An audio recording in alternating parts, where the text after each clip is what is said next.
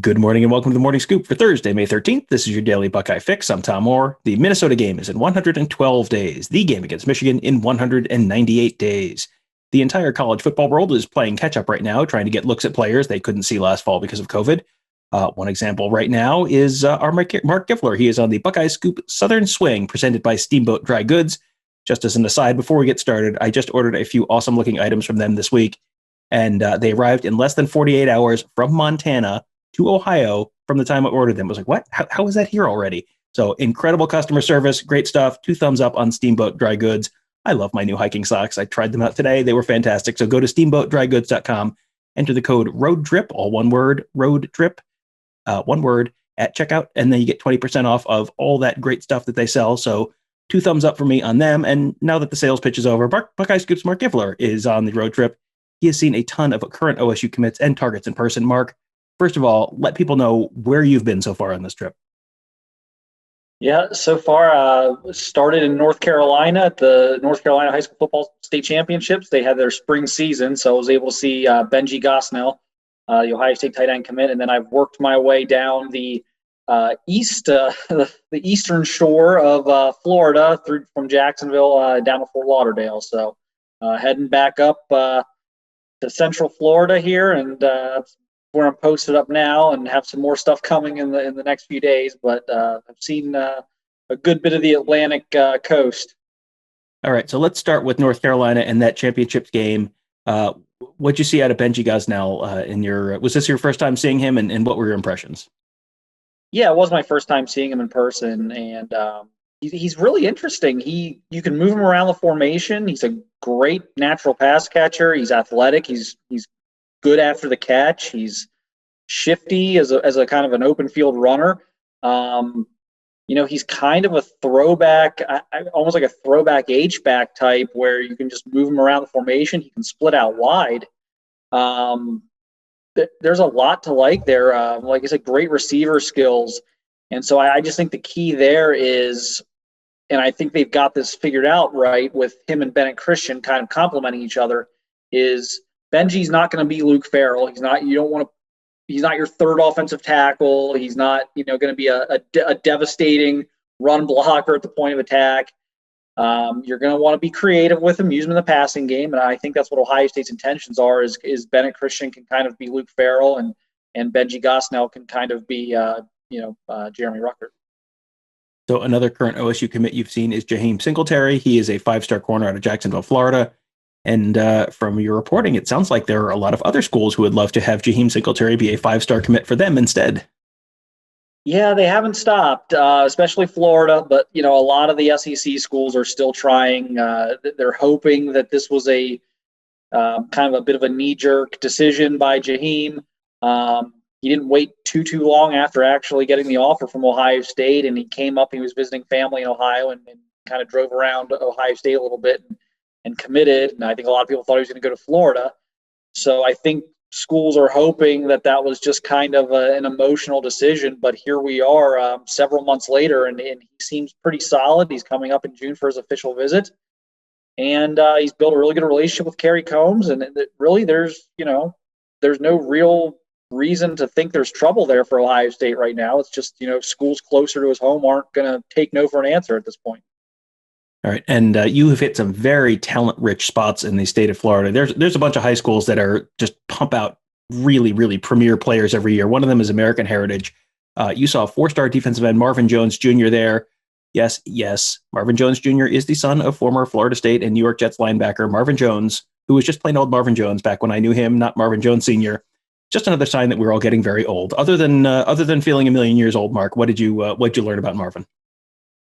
Well, I did tell him how old he was making me feel, because that was one of the first kind of guys I think I was watching, college football. It was Florida State teams in the 90s. Was one of the first guys I kind of remember, watching. But he, unbelievable talent.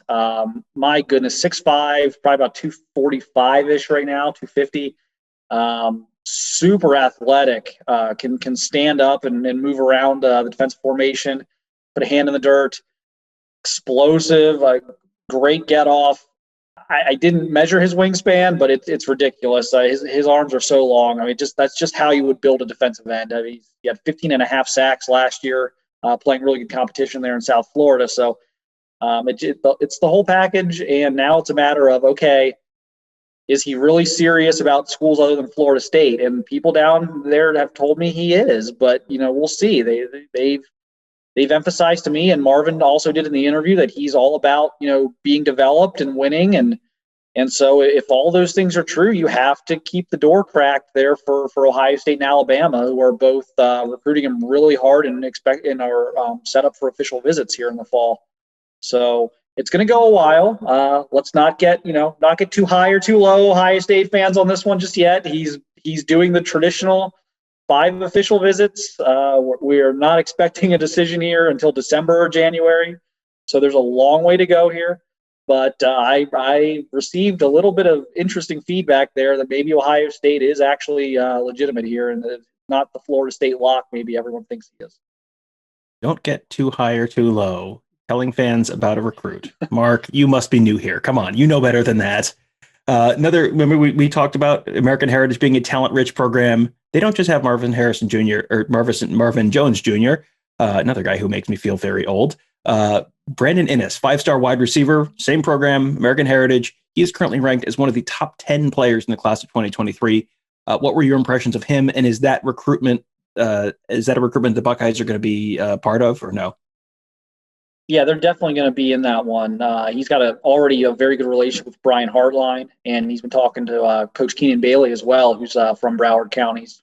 So there's kind of a natural connection there between Keenan Bailey and Brian Hartline playing for the Dolphins. And so there's great relationships already there. So I think Ohio State's going to be one of the schools there for sure.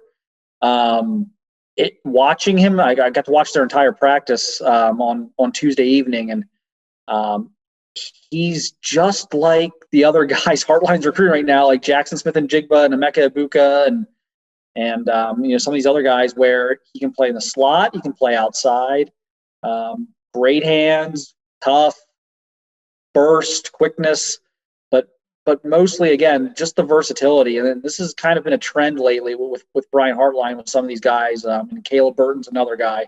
So these are guys who you can play really at any of the 3 receiver positions, and he's another guy like that.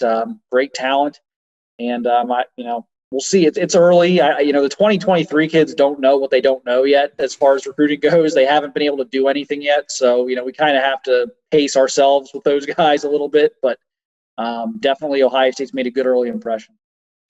All right, and we're going to go to 2 more guys from one other high school. All of these talent-rich Florida high schools that have multiple Power 5 kids. They're just over all of them. Just which Power 5 kid would you like to talk to? Let's talk first about Kenyatta Jackson, 4-star top 100 defensive end from Chaminade Madonna Prep. He's listed at 6'5" and 231 pounds. Might need to put on a little more weight if he's going to play defensive end at the college level, but that seems like pretty much the kind of size that Larry Johnson loves. Yeah, he's another guy. Maybe not quite as far along in his development as Marvin Jones Jr., but you show up at practice and you don't need to ask anyone who Kenyatta Jackson is. He immediately jumps out to you. Like I said, 6'5", he's probably about 235 right now. Plenty of room to fill out, but he has put on some good weight here in the offseason. He's probably up 15 pounds. Looks great. Explosive, again, long arms. Looks a lot like a Zach Harrison type of guy at the same stage. I watched Kenyatta quite a bit on Tuesday afternoon, and he may be a little more coordinated than Zach was, just with his hands and his movement and everything. So he's a high upside guy. Again, I think he's probably maybe a slight step behind Marvin Jones in terms of his development, but he's a guy with really a limitless ceiling. And just the type of guy that, the type of, pass rushing body that Larry Johnson has historically tried to recruit. All right. And the last guy I want to ask you about is Ryan Turner. He is Jackson's teammate and just committed to the Buckeyes a couple weeks ago. He is currently a 3-star, but he's one of those guys where the offer list suggests that should probably get bumped up fairly soon. He is also, first thing I want to ask you about height. Anytime I see a corner listed at 6 feet even, it's like, okay, So is he 6 feet, 6 feet, or is he, that can sometimes mean 5'9", 6 feet? Like, did you get a sense for how legit that 6 foot measurement is, and also just what kind of player he projects to be? I would take the under on 6 feet, but he's not 5'10". I mean, he's 5'11", 5'11 and a half. I would take the under if I had to, but he's close. It's not a gross exaggeration by any means. But yeah, he's solid with his commitment. It was an Ohio State Clemson battle mostly, and I asked him why he didn't just wait for his official visit in a few weeks. He's like, he just couldn't wait. He just wanted to jump into the group, and just was super excited about the relationships he's building. He credited Matt Barnes for really building a relationship there, and they're going to they're telling him right now he's going to play on the outside with his size and strength. And so that's where he's slotting right now, and he's already working on Kenyatta Jackson, and I think that's going to be an interesting one to watch here next month as well. We just talked about Kenyatta, but now that Ryan Turner is officially in the fold, he's really kind of moved on from talking to Kenyatta about the different schools that they're both looking at to pushing one very heavily. So that is, you probably are thinking, hey, that's a lot of players for Marc to have seen. Well, you can read all about all of them at BuckeyeScoop.com. He's been churning up written reports for our members. He also put out a bunch of good video on our YouTube channel, youtube.com/BuckeyeScoop. Make sure you check that out. And he's like halfway through his trip. He has. We're gonna have Marc on again sometime early next week to get the second half of this trip. He is seeing a ton of players. This is. When he goes down south, he doesn't mess around. He sees everyone in one shot. So thank you again to Steamboat Dry Goods for sponsoring our Buckeye Scoop Southern Swing. Thank you to Marc for joining me today, and thank you to all of our members for helping support Buckeye Scoop and reading all of Marc's great content on our Ask the Insiders board.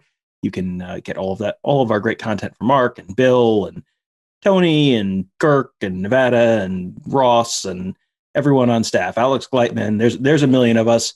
And we are all on the Ask the Insiders board, churning out writing and reporting and letting you know what we're hearing on all sorts of stuff, from recruiting to transfer portal. Tyreek Johnson, by the way, entered the transfer portal yesterday. Didn't mention that off the top of the show. Probably should have. But yeah, there's going to be guys coming in, guys going out. Lots of stuff to talk about on our Ask the Insiders board. And you can only do that if you're a member of BuckeyeScoop.com.